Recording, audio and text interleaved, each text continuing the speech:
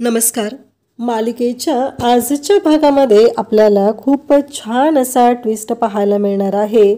Finally आप्पा आणि कांचनला घेऊन अरुंधती ही घरी येणार आहे आणि जेव्हा ती घरी येणार आहे तेव्हा दारात असलेल्या संजना अनिरुद्धला आप्पा एका शब्दाने गार करणार आहेत आणि एका शब्दांमध्येच त्यांच्या एवढी ताकद आहे की ज्यामुळं आण्याची पूर्ण वाट लागणार आहे.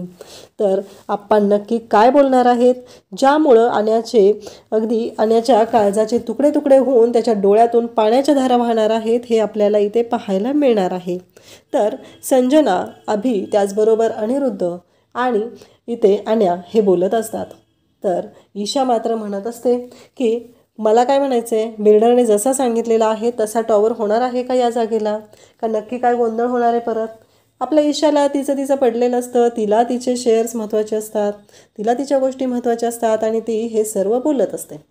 तेव्हा अनिरुद्ध म्हणतो की हो. त्यावेळेस संजना अनिरुद्धला म्हणते जर आप्पांचं काही बरं वाईट झालेलं असेल तर.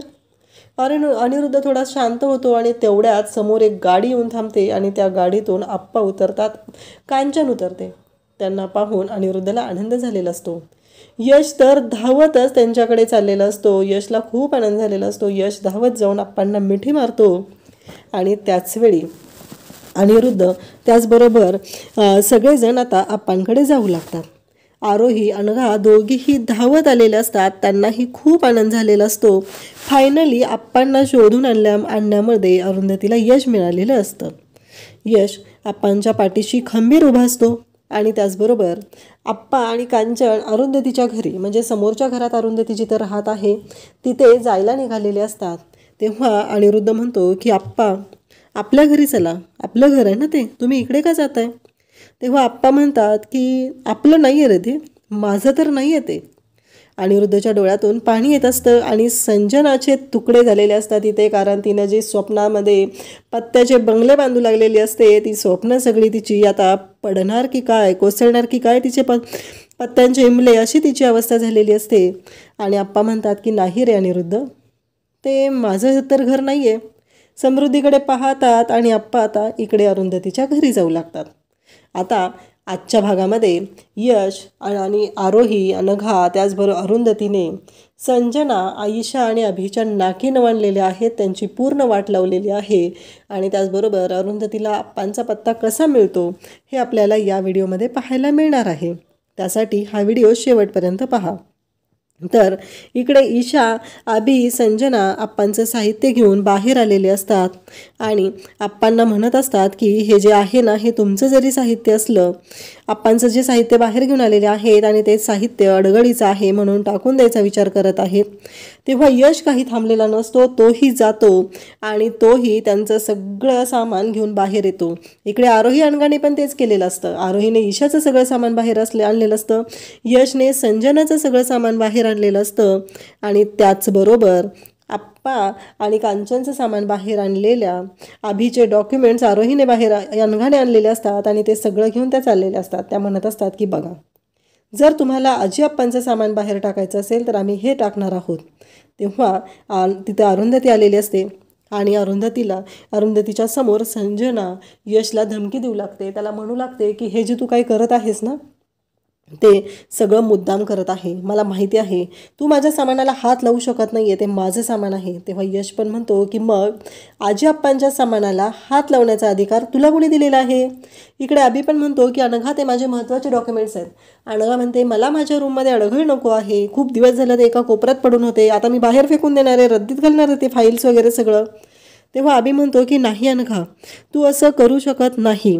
तेव्हा मात्र इकडे अनघा म्हणते की मी करू शकते हे सगळं, मला काहीच प्रॉब्लेम नाही आहे. हे सगळं जेव्हा घडत असतं तेव्हा मात्र इकडे सगळ्यांच्या समोर अरुंधती म्हणते की यश, आज तुला जे काय करायचं ते कर, मी तुला आज अडवणार नाही, तुला जे वाटतंय ना ते तू बिनधास्त कर, असं अरुंधती सांगत आहे. तेव्हा मात्र इकडे आरोहीने ते सामान घेतलेलं असतं ईशाचं. आरोही म्हणते चल अनघा, चल लवकर, आपल्याला गेलं पाहिजे, टाकून देऊया आपण ते सामान, काही गरज नाही आहे, कशासाठी ठेवायचं आहे. जर आजी आप्पांच्या सामानामुळं अडगळ होत असेल तर या सामानामुळं पण अडगळ होतेच ना घरात, मग कशासाठी ठेवायचं आहे आपण, असं आरोही बोलत असते. आणि इकडे सगळ्यांच्या समोर अरुंधतीने सांगितलेलं असतं की यश, आज तुला जे काय करायचं ते कर, मी तुला अडवणार नाही.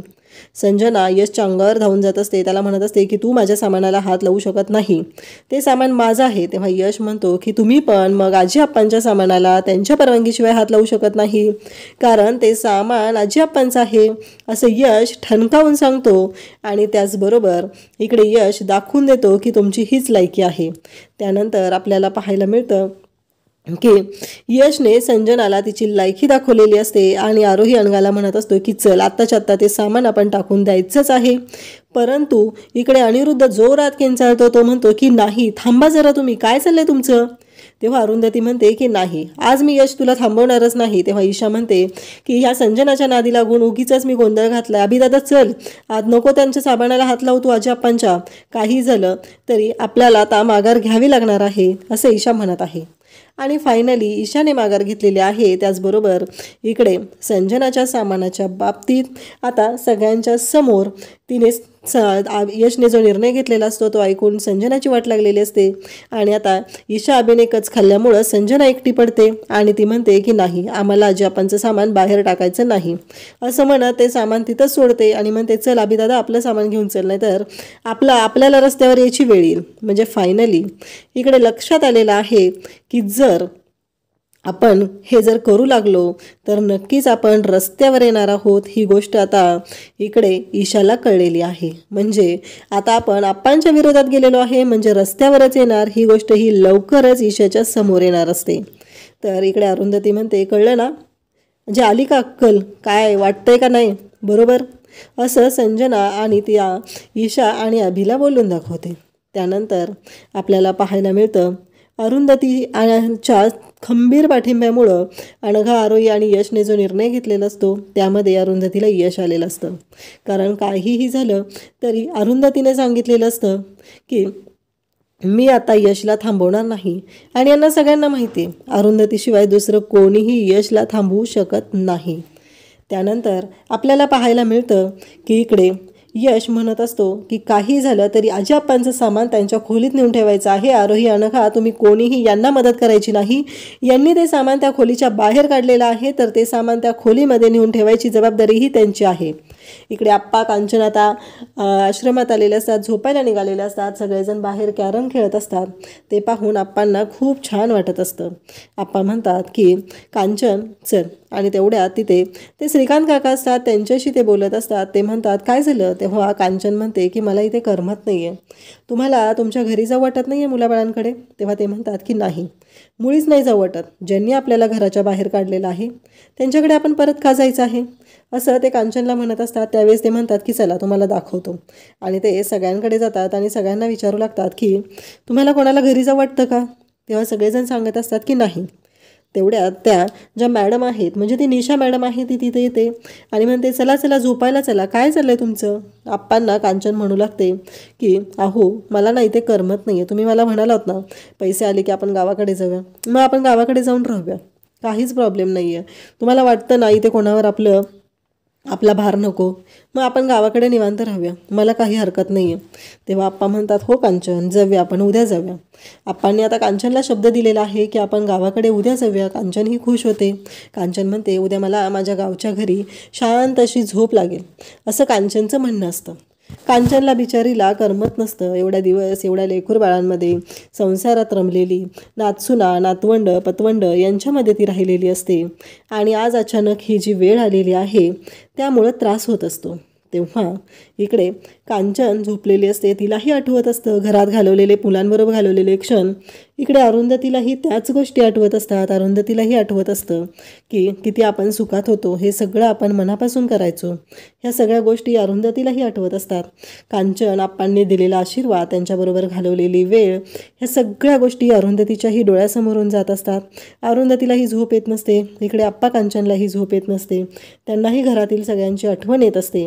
आणि कांचनला त्याचबरोबर अरुंधतीलाही त्यांच्याबरोबर घालवलेले क्षण आठवत असतात. अरुंधती बाप्पाला हात जोडते आणि म्हणते काही झालं तरी माझे आई आप्पा आहेत, ते लवकरात लवकर मला सापडले पाहिजेत, मी त्यांना घेऊन येणार आहे, मला ते सापडत नाही आहेत, मला काळजी वाटते त्यांची, असं अरुंधतीचं म्हणणं असतं. त्याचबरोबर इकडे आपल्याला पाहायला मिळतं दुसऱ्या दिवशी सकाळी आता हे सगळेजण यशच्या मागे लागलेले आहेत. कारण आता फक्त यशने सह्या केलेल्या नाहीत, बाकी सगळ्यांच्या सह्या झालेल्या आहेत. कारण NOC तर अविनाशने पण पाठवलेला आहे. अविनाशने पण मूर्खासारखा निर्णय घेतलेला आहे. त्याने एकदाही विचार केला नाही की या सगळ्यामुळं माझ्या आई आप्पांना काय त्रास होणार आहे. या कोणत्याच गोष्टींचा विचार त्याने केलेला नाही आणि त्याने पण न विचार करताच NOC दिलेलं असतं. त्याने विचार जराही केलेला नसतो की खरंच माझी आई माझे आप्पा यांचं काय होईल. हे माझ्याकडून NOC घेत आहेत, पण हे घर पाडण्यासाठी आप्पांची परवानगी आहे का. त्याने एकदाही आप्पांनाही कॉल करून विचारलेलं नसतं. इकडे यश नकार देत असतो. त्यावेळेस शेवटी अनिरुद्ध म्हणतो की जरा प्रॅक्टिकल हो, प्रॅक्टिकली विचार कर. तेव्हा यश म्हणतो की मला प्रॅक्टिकल व्हायची गरजच नाही. आणि तू आरोहीला विचारलेस का. विशाखा पण तिथे आलेली असते, विशाखा पण समजवत असते, पण यश मात्र ऐकून घ्यायलाच तयार नसतो. यशचं म्हणणं असतं की नाही. आणि मग ते इकडे म्हणतात की आरोहीला विचार, कारण तुमचं होणारं बाळ त्याचाही विचार करा भविष्याचा. तेव्हा आरोही म्हणते की माझं बाळ मला समृद्धीमध्येच वाढवायचं आहे, मला त्याला एकत्र कुटुंबातच वाढवायचं आहे. हे सगळ्यांच्या समोर आरोही सांगते. आणि तेव्हा मात्र या सगळ्यांना धक्का बसतो. आरोहीने स्पष्टपणे सांगितलेलं असतं की काहीही झालं तरी माझ्या बाळाला पण मला इथेच वाढवायचं आहे.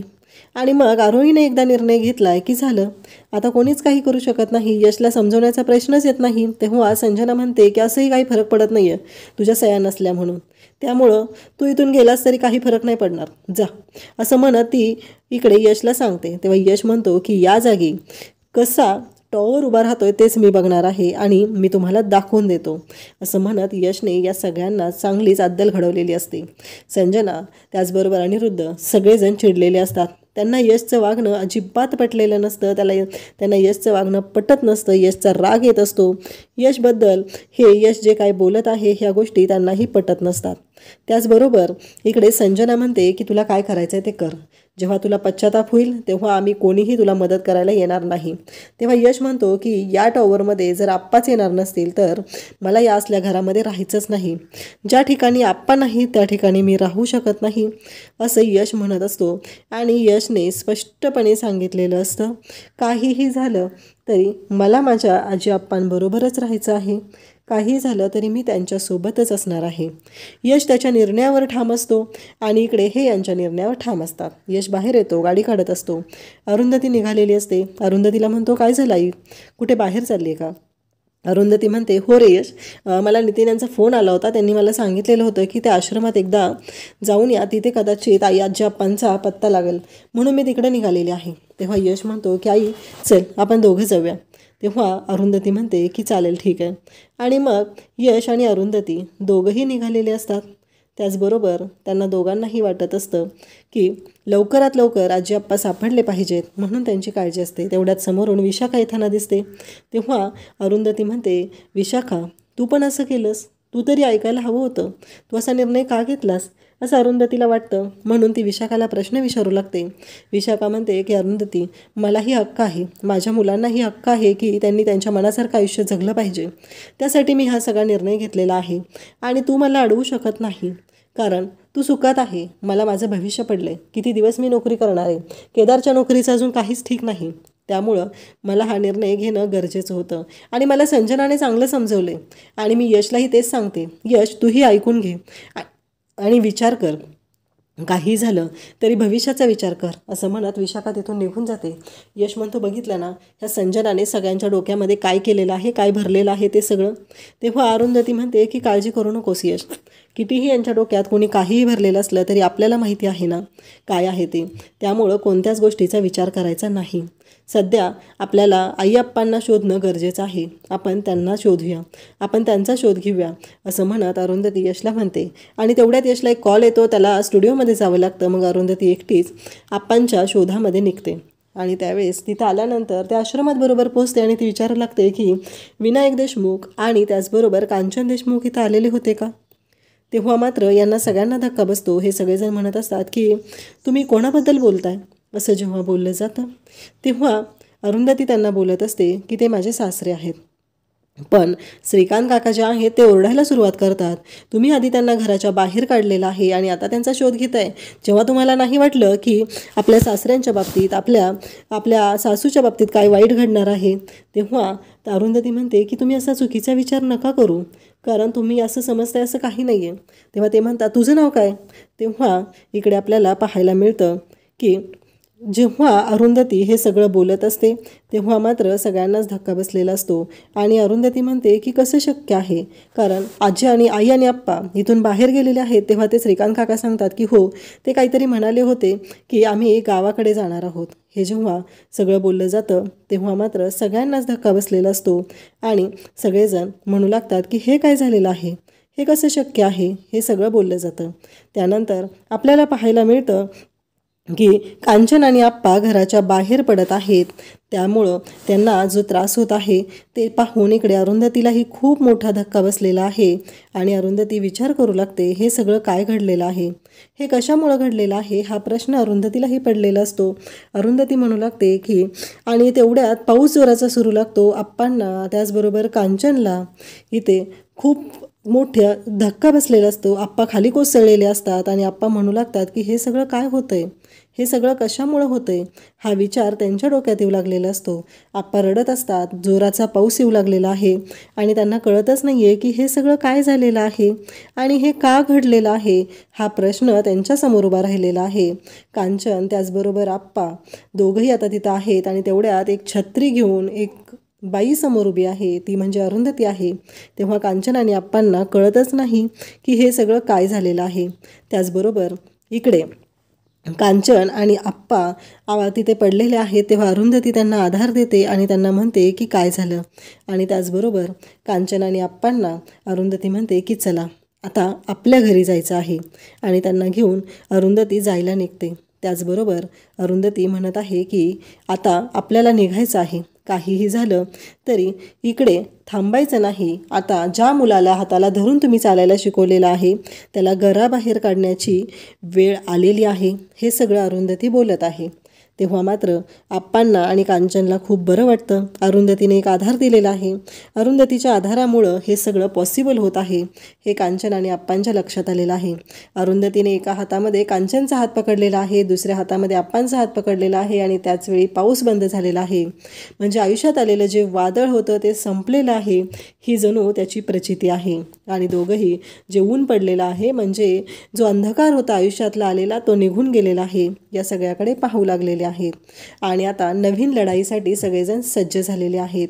तर अरुंधतीने आता कांचन आप्पांना घरी आणल्यानंतर अनिरुद्ध जेव्हा पाहतो तेव्हा आप्पा त्याला जे एक शब्द बोलतात की त्यामुळं अनिरुद्ध पूर्णपणे कोसळलेला आहे आणि आता संजनाच्या विरोधात जाऊन अनिरुद्ध त्याचा निर्णय बदलणार का, हे आपल्याला पाहायला मिळणार आहे. अशाच अपडेटसाठी चॅनलला सबस्क्राईब करा. थँक्यू.